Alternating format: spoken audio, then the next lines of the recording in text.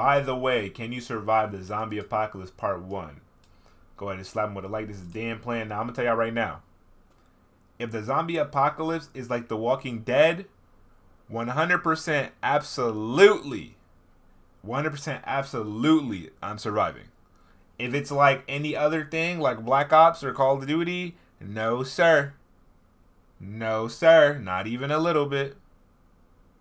For the remainder of this video, when I say zombies, I mean the fast kind, not the slow Walking Dead style.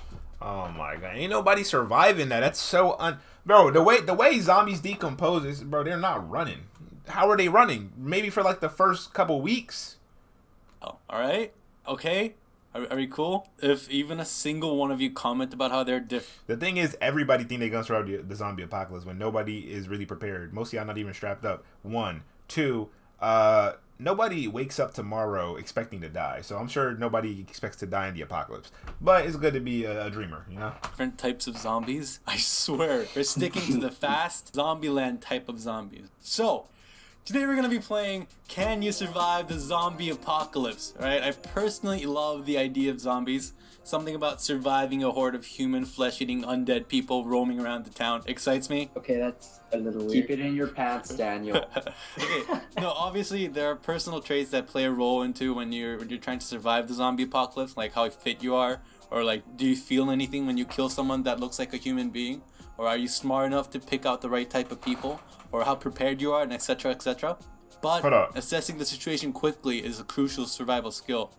So today I'm going to be giving you guys scenarios to pick from, and each scenario will lead you to the next stage until you either escape or die in the process. And the less number of times you die or pick the wrong answer... I mean, sure, according to that logic, all you really gotta do is stay in your house. And I'm pretty sure, I think either a state or United States or like the whole country or a particular state has protocols for just in case of zombie apocalypse. Has to do mostly with the military, though. In this process, the higher your survival skills are, alright? Okie doke, let's kill Hosa. Okay, well, wait, what? Alright, here we go. Man, we're really milking this whole show thing, aren't we? Alright, so you're just finishing up shopping and you're on your way home. You hear on the news radio that a zombie apocalypse broke out. So you rush home. Now just when you're about to enter your house or your apartment, you see a woman running up towards you, with a zombie also running behind her. She yells, "Help, help, please save me." What do? Hey, look, as soon as she comes towards me and says, "Please save me," turn, open, bags, close, lock, back room, gun, strap, out, board up windows, boom, couch against door, boom, waiting. What are you talking about, bro? Man, at that point, survival of the fittest. She could be bitten. She could be a lot of things. I'm not messing with that. What am I gonna fool with that for? I don't know what she got going on. A, drop everything and help her. B, close the door and act like nothing happened. C, go into your house and get some makeshift weapon and come out. D, keep the door open for her to come in. She's dead.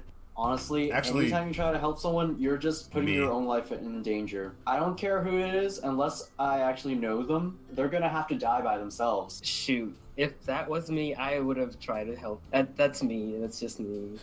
That's probably the wrong choice to make. Obviously. Yeah. So wait, so one sec. So the objective of the game is to survive as long as possible? Yeah, survive and pick the right choices. Oh, that's easy. Hosa's gonna No, die wait. soon. So, we're trying to make the right choice, not the choices that we would... Well, these aren't objectively right choices. They're subjectively right choices, right? Because she might not have been bitten, and she might actually come in and help you. She might know she might have a specialty and a knowledge, or she might know people. You never know. So I guess the right choice is really subjective, because there's really no right choice in that at that point, right? Would make? Yeah, just you're trying to get it right to survive. This is hard. Alright. Well, what did you guys pick? A, B, C, or D? Honestly, close the door, act like nothing happened. Another mouth to feed is too hard. Oh, I would pick D. Keep the door open for her to come in. And other zombies. Yeah. Yeah, the answer is B. Because people that constantly ask for other people's help will usually end up betraying you for their own survival later on. And although having company is important, someone helpless is not worth saving in a survival situation because they may stab you back later. Easy. Don't worry. Okay. Once again, that's a subjective opinion. Now you're home, you heartless bastard. You left the woman to die. But you shrug it off because you're cool, right? Now you lock the doors and you make sure all the windows are locked as well. What is your first course of action? A, let's make some makeshift weapons ASAP. B, go to the window and see how the zombies behave.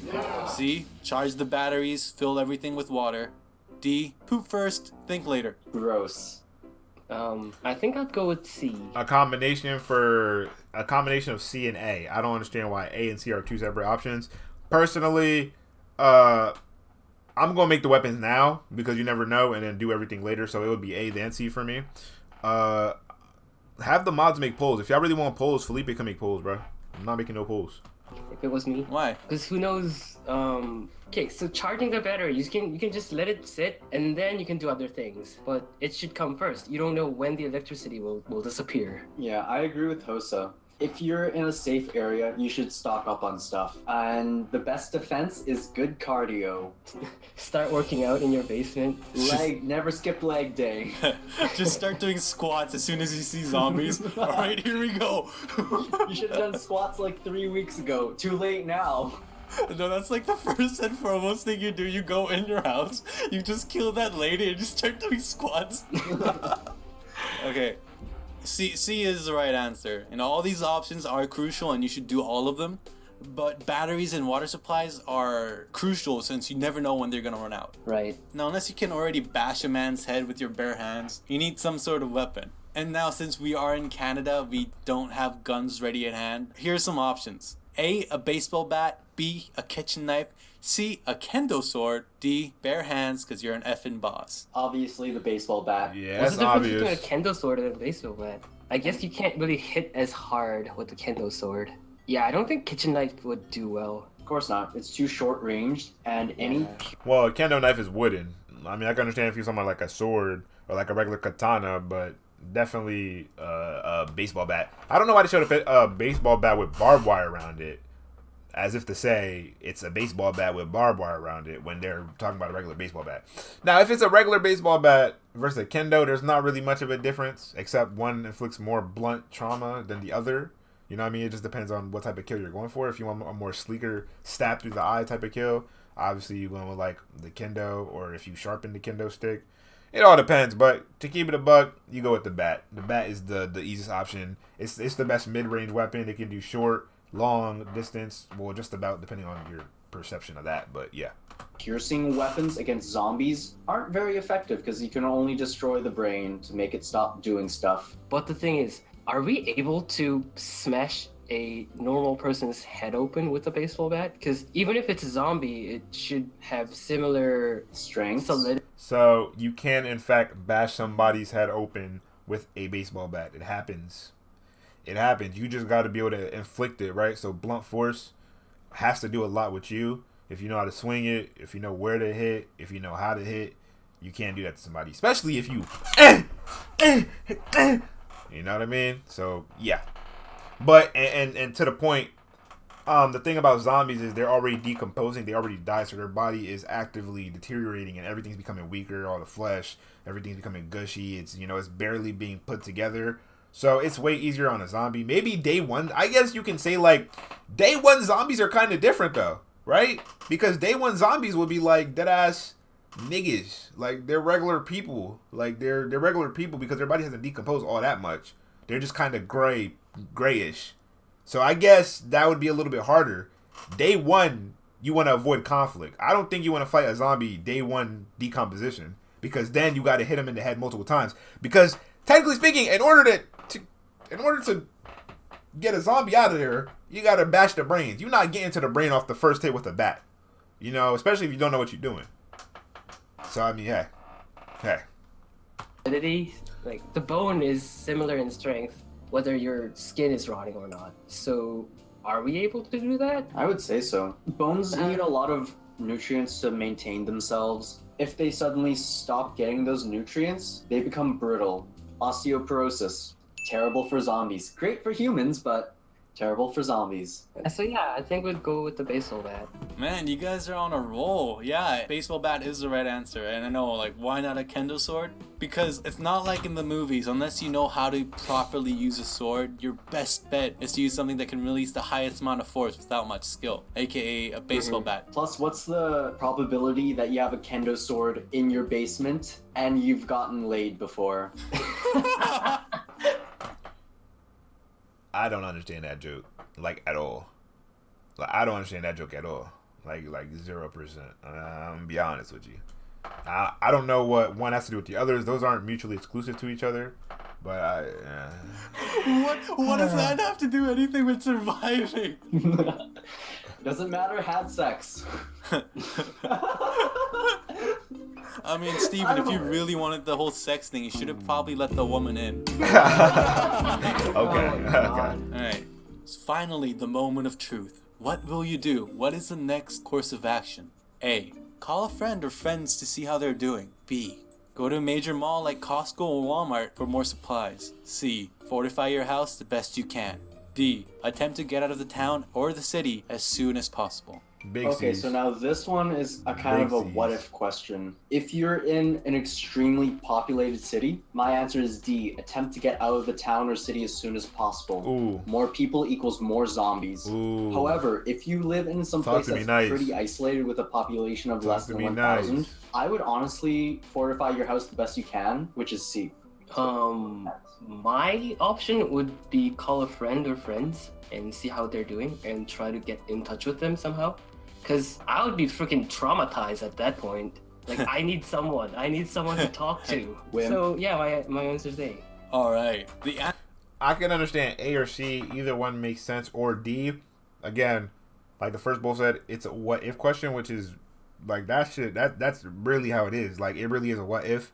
But if I decide to pick one, no matter the circumstance, definitely fortifying my house. Listen, if you my mans and you care about me, you gonna call me or you gonna be at my crib, one or the other. But the thing is, I don't really trust nobody, so if you come to my crib, I'm gonna invite you in, and if I see any blood stains, I'm smack you with that bat. Promise, bro. It's already a zombie apocalypse. The world already going to shit. You know what I mean? Answer is surprisingly A. Olsen, nice job. How? Alright, let me explain. You guys, you can't survive on your own. So, according to the Book of Zombie Survival Guide, all of these options, B, C, and D, are valid. Depending on the situation or the surrounding, you may pick any of these options or even other options, right? However, every single one of these things are very difficult to do alone. With the right type of people, you can avoid certain outcomes. But Daniel, didn't you let the girl die? Well, yeah, but then the helpless girl, the girl was helpless. And so I'm sure at least one of your friends are athletic or have a nice vehicle. And so you need friends to make sure you don't freaking die to do any of... B is valid. Let me tell you why.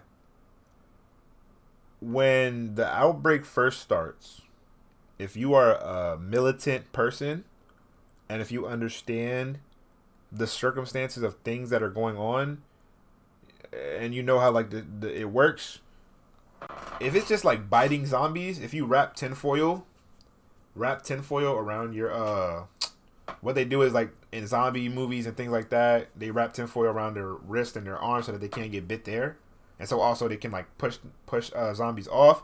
And also you got a giant like duffel, like a bag, so you put all your stuff in there, waters, everything like that. And you get your group of friends, you got your Glocks, you got your AKs, you got your M16s, your AUGs. I mean, hey, bro. These types of things. So, hey, both of you guys died once. It's a tie. The last question is a tie breaker. Okay, so obviously you should only try to contact your close friends or family members. But how many is the right number? A, just one or two more. B, no, screw other humans, I'm sticking on my own. C, get at least 10 people. More people means better survival. D, I'm gonna get myself a pet, like that Will Smith movie. Okay, well, I know the answer is... Oh, yeah. I meant to say duct tape, not tinfoil. They're both gray. And you can wrap both of them. I think I meant duct tape. I don't know. I'll have to double check, but yeah. A, just one or two. But I'm gonna say D, because I want to see Hosa animate a cute pet. So D. We went over this. I am not drawing a cute pet. It takes so much freaking effort to draw a cute anything. Now, Steven, what kind of Steven? Be very specific. What kind of dog do you want? One or two or dozens? Wait. Dang it. You guys stop. Okay, alright. I'm sorry. I would personally get a dog because dogs, they're kind of reliant on humans now, and they kind of have a mutual symbiosis. What about you, Hosa?